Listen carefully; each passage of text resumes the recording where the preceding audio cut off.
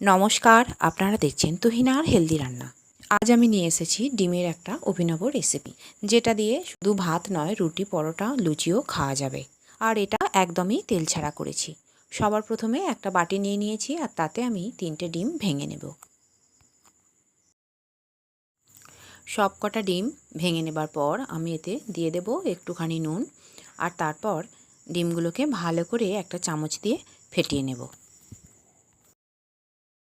আজকের এই রান্নাটায় আমি 3টে ডিম ব্যবহার করেছি, তবে 4টে 5টা যতগুলো ইচ্ছাই এতে ডিম দিয়ে করা যায়।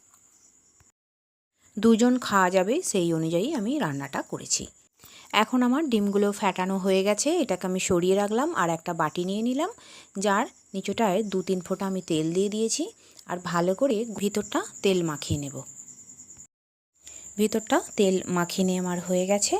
এবারে আমি ফ্যাটানো ডিমটা এর উপরে ঢেলে দেব।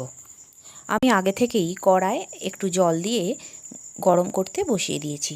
এবার এর মাঝখানটায় একটা ভাঙা বার্নার দিয়ে তার উপরে ডিমের বাটিটা বসিয়ে দিলাম, আর তার উপরে একটা চাপা দিয়ে দিলাম। মোটামুটি মিনিট 20 পর আমি চাপাটা খুলে দেখে নেব একটা ছুরি দিয়ে যে ডিমটা ভাপানো হয়ে গেছে।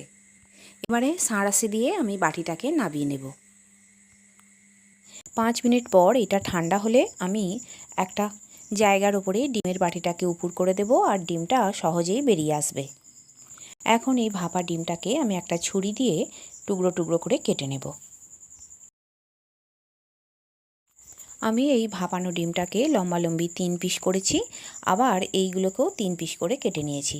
বেশ কয়েক টুকরো আমি করে নিয়েছি। এইগুলো টুকরো টুকরো করে কাটা হয়ে গেলে এইগুলোকে আমি আবার রান্না করব।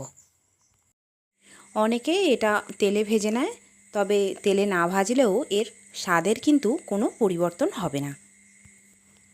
যেহেতু আমার এটা তেল ছাড়া রান্না, তাই আমি এইগুলোকে তেল দিয়ে ভাজবো না। এদিকে আমি গ্যাসে একটা কড়া বসিয়ে দিয়েছি, আর কড়াটা গরম হলে দিয়ে দিলাম ফোড়ন। ফোড়নে দিয়েছি গোটা গরম মশলা একটু থেতো করে, গোটা জিরে আর তেজপাতা। ফোড়নটাকে হালকা লালচে করে ভেজে নিয়ে আমি এতে দিয়ে দিলাম পেঁয়াজ বাটা। আমি এখানে 2খানা মাঝারি সাইজের পেঁয়াজ বাটা ব্যবহার করেছি। আমি শুকনো কড়ায় তেল ছাড়া পেঁয়াজগুলোকে ভেজে নেব। কোনো কিছু তেল ছাড়া ভাজতে হলে লো ফ্লেমে ভাজতে হবে, আর যদি গ্যাসে জোর দেওয়া থাকে তাহলে কিন্তু মশলা পুড়ে যেতে পারে। বেশ কিছুক্ষণ ধরে আমি পেঁয়াজটাকে ভেজে নিয়েছি। এবার এতে দিয়ে দিলাম পরিমাণ মতো রসুন বাটা আর আদা বাটা। এবারে এতে একটুখানি জল দিয়ে আদা, রসুন আর পেঁয়াজটাকে একই সঙ্গে আমি কিছুক্ষণ ভেজে নেব। এইভাবে পেঁয়াজ, রসুন আর আদাকে একটু সময় ধরে রান্না করে নিলেই কিন্তু এদের কাঁচা গন্ধ চলে যাবে। আর এদের কাঁচা গন্ধ চলে গেলে আমি এতে দিয়ে দেব টমেটো কাটা।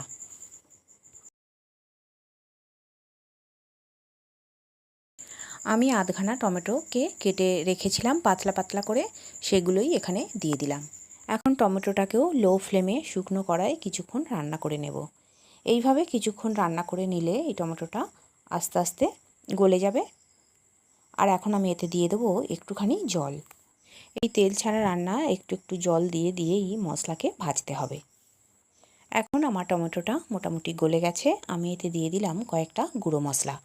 আমি এতে দিলাম পরিমাণ মতো হলুদ গুঁড়ো, লঙ্কা গুঁড়ো, কাশ্মীরি গুঁড়ো লঙ্কা, আর ধনে গুঁড়ো আর জিরে গুঁড়ো। কাশ্মীরি গুঁড়ো লঙ্কাটা দিয়েছি রান্নায় কালার হবে বলে, এতে কিন্তু ঝাল হবে না।